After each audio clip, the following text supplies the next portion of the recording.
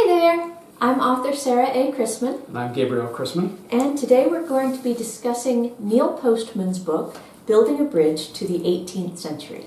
How the past can improve our future. That's right. Well, you gotta have hot chocolate and coffee when you're talking about the 18th century. That's just how it goes. Works for the 17th century too. But yeah. True. Definitely. Yes. Okay, so Neil Postman was a historian. And an educational philosopher. Yeah. This book was published in 1999. So by this point it's been a few years, but A few. not that long in the grand scheme of things, honestly. And Neil Postman was such a clear thinker that he really understood what was coming in the years ahead. And I think he has done a great job of explaining all of the challenges that we faced in the 21st century here. Yeah, absolutely. He foresaw a lot of what was coming, and I think the word you came up with earlier to describe him best was prescient. Yes. Yes, because he really saw what was coming. And Well, it's mostly that he understood the ramifications, all the ramifications of what was already happening. absolutely. One of my favorite quotes of his is in here where he says, "To forget our past is bad. To forget our mistakes is bad, but to forget our successes may be worse." Yes. And I think that is a very profound statement and very important. And here especially, when he's talking about building a bridge to the 18th century, he's talking about the rational Enlightenment. He's talking about all of the successes that we had in coming up with so many of these philosophies that we, hold up these days as being amazing. The U.S. Constitution, and just so many other things that were products of that Enlightenment thought. And honestly, yes, democracy goes back to ancient Greece, but the modern interpretation of democracy really came out of the Enlightenment. Yes, it did. But just to stay for a moment with that idea of to forget our mistakes is bad, but to forget our successes may be worse.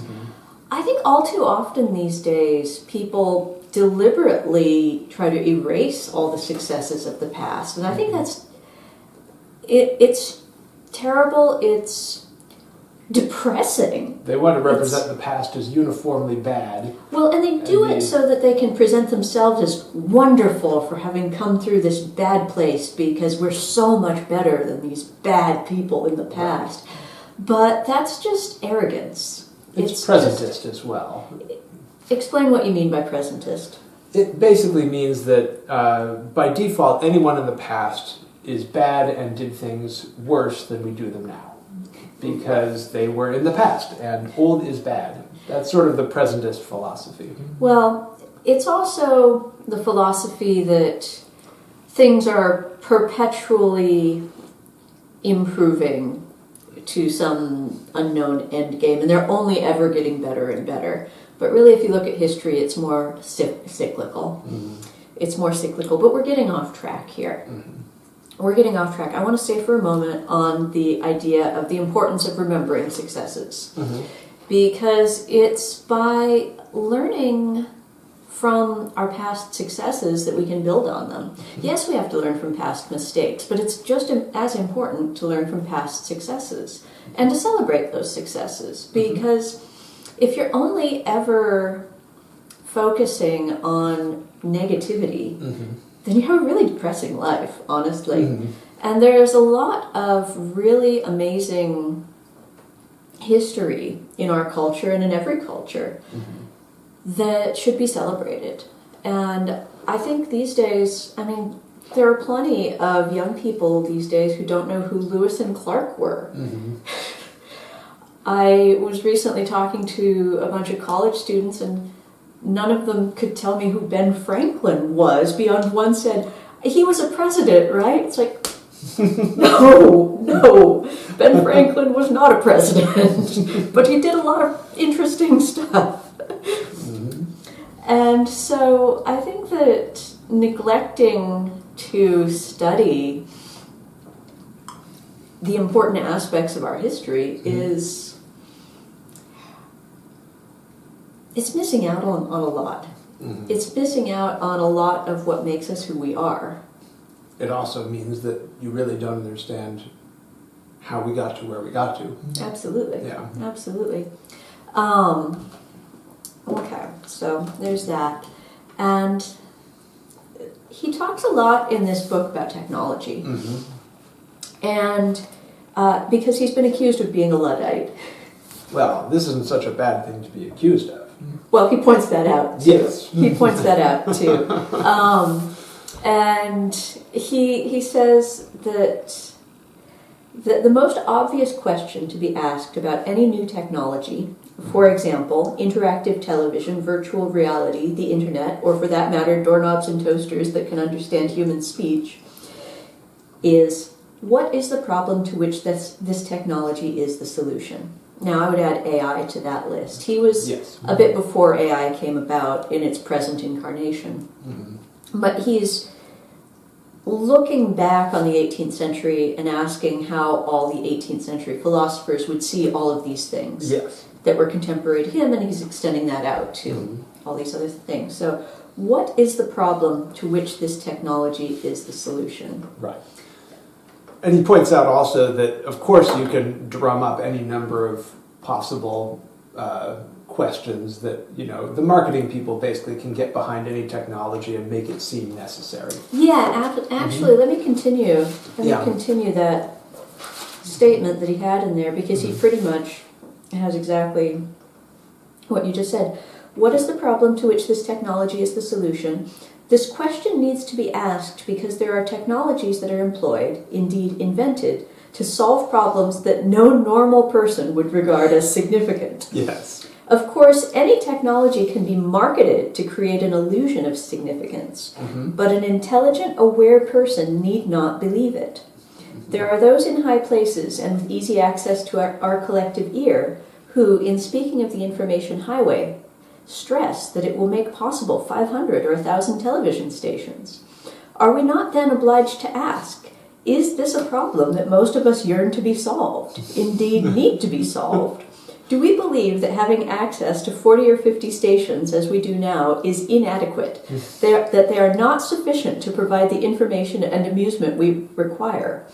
Or let us take as another example, talking to doorknobs so that they can turn at the sound of our voice. What problem is solved here? Is it that turning a doorknob is a burden? Is it a question of making doorknobs less vulnerable to burglars? Or is it simply a matter of celebrating our own technological genius? And what he's talking about there, honestly, has come to pass with the Internet of Things, of having toasters that are connected to the Internet and that we can command from a distance. And he is presenting it as a reductio ad absurdum. Yes. But it has come to pass. We are absolutely there. Right. And again, I agree with him, though, that this is many, many solutions for problems that are not significant. Right. And I do non-problems. Solutions for non-problems, basically. And I do wonder if all of the effort that's been put into these technologies had in fact been put into technologies to solve real problems, how much farther we could have gotten with those. Right, exactly. And then he goes on to say, okay, first of all, he asked, what is the problem to which this technology is the solution? He goes on to ask, whose problem is it? Yes.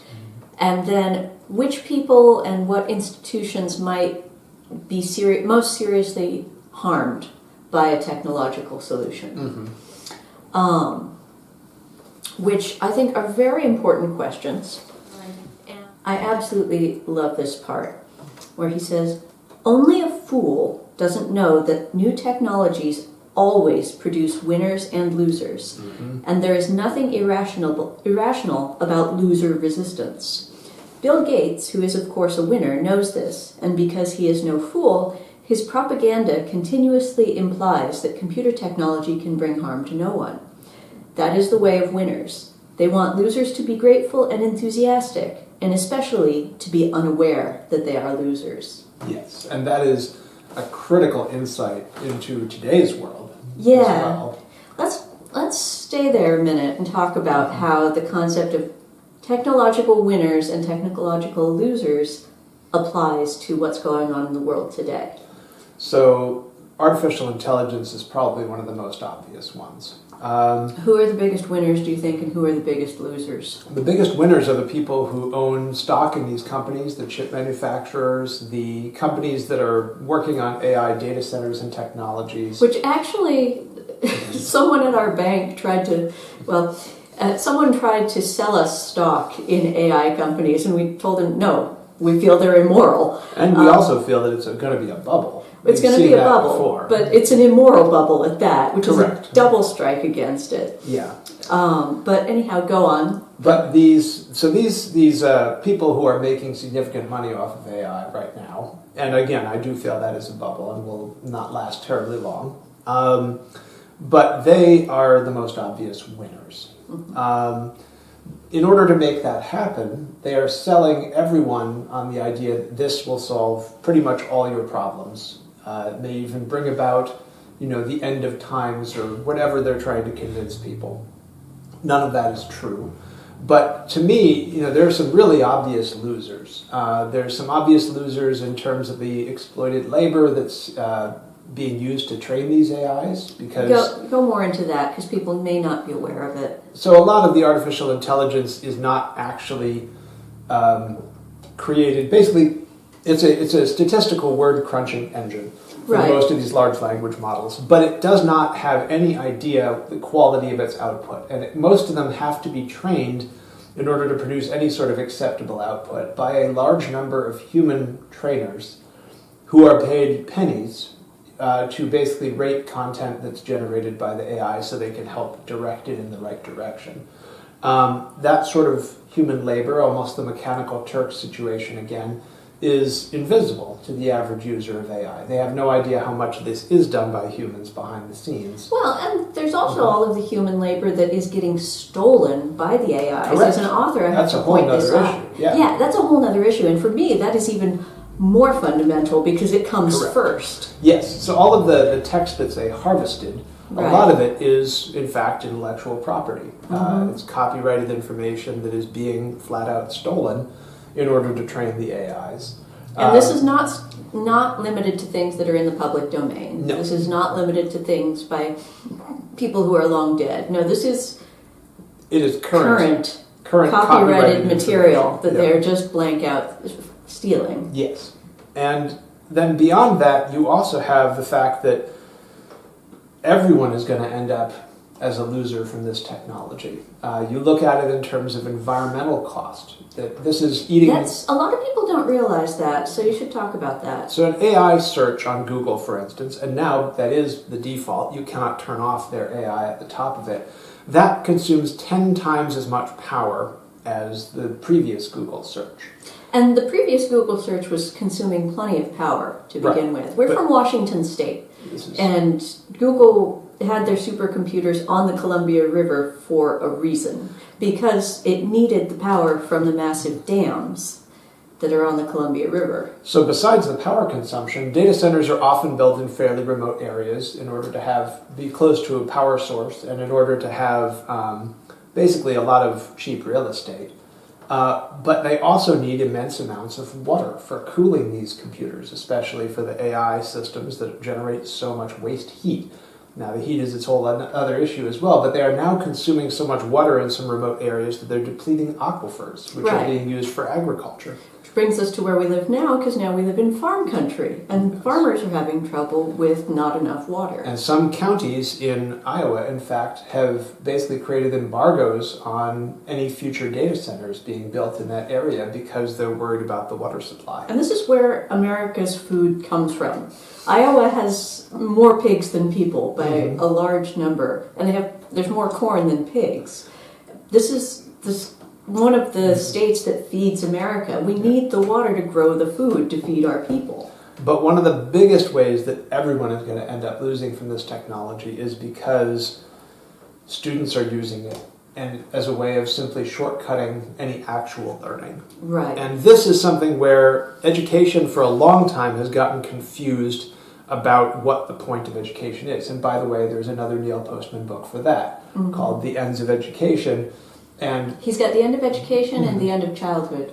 Correct. Both very good books. But in general, the the confusion has gone on where with standardized tests and everything else, where people basically confuse the product with the actual intended outcome. They're confusing a good test score with actual learning, and they're confusing a well-formatted paper with actual learning.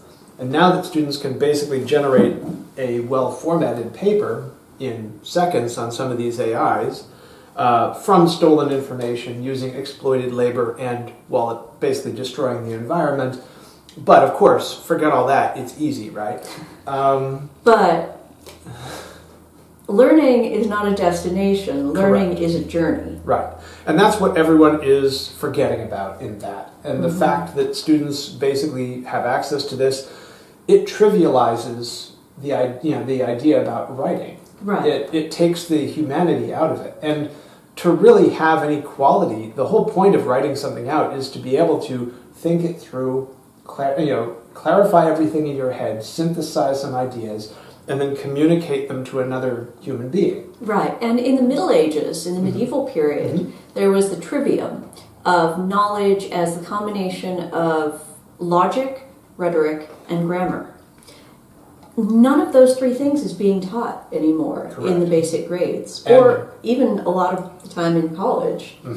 And people who say, "Oh, I don't need to learn grammar. I'll just stick it through this software."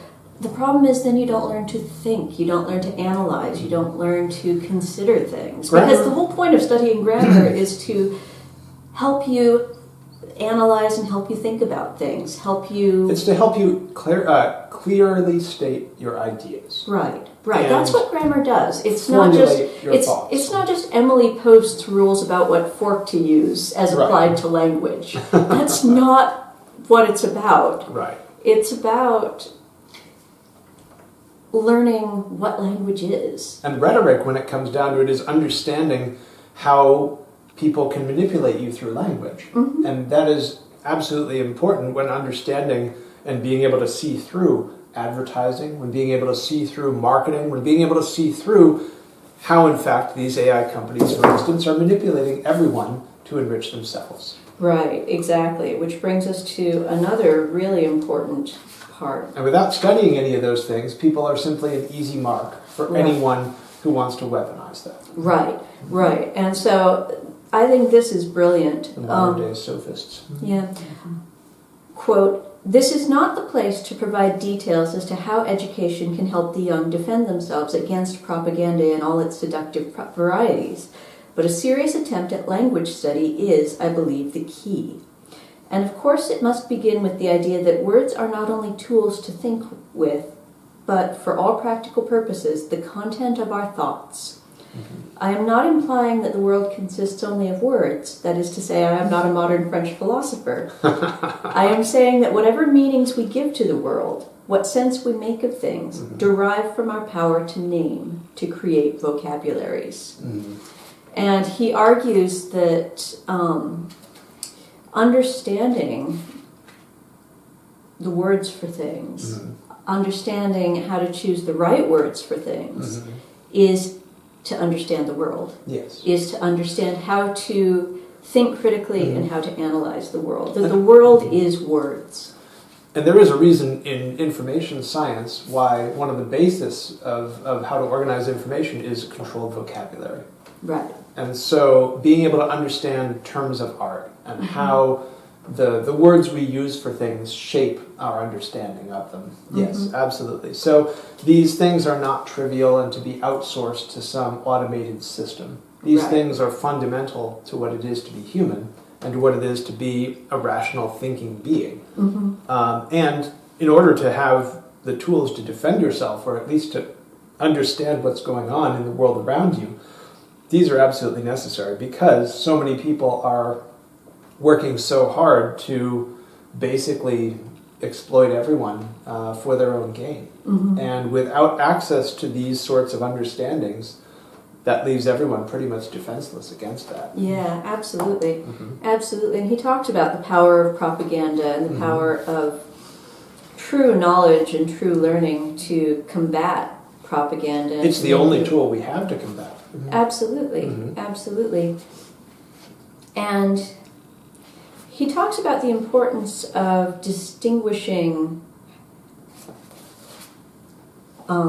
rational thinking from dogma. Yes.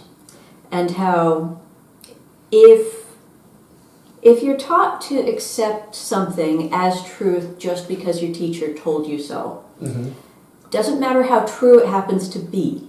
If you're not taught to actually analyze it, you're only learning it as dogma. Right. And he points out... Anything can be dogma. Right, and he points this out, and it really made me think, because he points out that if you're only taught that the earth moves around the sun because your teacher says so, then you don't understand that that is true. That you're only accepting it as dogma. And it really made me think, because that's what I was taught to accept. I was never taught how to know that the earth moves around the sun. Right. I was just taught that as a fact that, I wasn't supposed to dispute. Now, I do not dispute it, but I was never taught how to prove that it is true. Right. And he discusses how a lot of things are taught that way. A lot of things are just taught as dogma rather than as things you can analyze. They don't teach it through Foucault's pendulum and a bunch of things that you could use, in fact, to prove this. Right. And same, there are some things also that he mentions. I think he mentions the theory of evolution, which is not taught as a theory in most cases. And again, I think that these are excellent examples to teach people about critical thought. Right. Teach people about how to learn and understand and create knowledge for themselves. And again, the most important fundamental thing that I think we need to be teaching in schools is how to learn. Because I think that is the most critical skill. It is not simply a way to memorize what you are told. Right. There is something completely different involved in formulating and constructing knowledge. Right. And that is, of course, incredibly important in being able to move human knowledge forward. Right. Here's another bit I just love. Quote, "If we are going to make technology education part of the curriculum, its goal must be to teach students to use technology rather than to be used by it. And that means that they must know how a technology's use affects the society in which they live, as well as their own personal lives. This is something we did not do with television, and I fear we are now not doing with computer technology." And he is correct. We did not end up doing it with computer technology. Right. To the detriment of society. Exactly. And now we are running into the challenges involved with that. And finally, I hope people are starting to see, because the sheer amount of screen time that is being consumed by kids and teenagers and college students, and the lack of criticality, basically the lack of critical thinking that goes with it, has really started to cause problems in the whole idea of education. Right, right. Which is troublesome. It is. It is troublesome. Yeah. Well, is there a bright note in all this? That we can... Well, one of the bright notes is that, again, this is all of what Neil Postman has written is wonderful to read through and discover, and to realize that he was already thinking about these things 25, 26 years ago, and even further ago. He was writing these books in the early 90s. And I think that he's someone we can heartily recommend to everyone. Absolutely. You can read anything by Neil Postman, and I guarantee you that it will make you think, and I guarantee you that you will probably be interested in what he's talking about. These are fundamental issues that affect all of us. If I had to identify his key point that underlies the whole book, it would be that the Enlightenment's greatest legacy is the concept of critical thinking. Yes. Even though the Enlightenment didn't call it that. They may have called it skepticism, they may have called it rationalism. They didn't necessarily call it critical thinking, but that was their greatest legacy to us. And I think it is vitally important. Absolutely. I think it's very foundational. And I think Bastet would agree with us, don't you? She sat in on the whole conversation. Absolutely. She agrees. Yes, she agrees. If she disagreed, she would have left. That's right. If she disagreed, she would have left. Okay. Well, so I hope that you're all thinking critically. And like Gabriel said, we hope you check out Neil Postman's work. He's a great author, and we'll probably be doing some book talks on some more of his stuff because we really like him. Yes. So we hope you enjoyed this video. Thank you for watching. Go ahead and give it a nice thumbs up if you did enjoy it, and please remember to tell your friends about my books. Happy reading!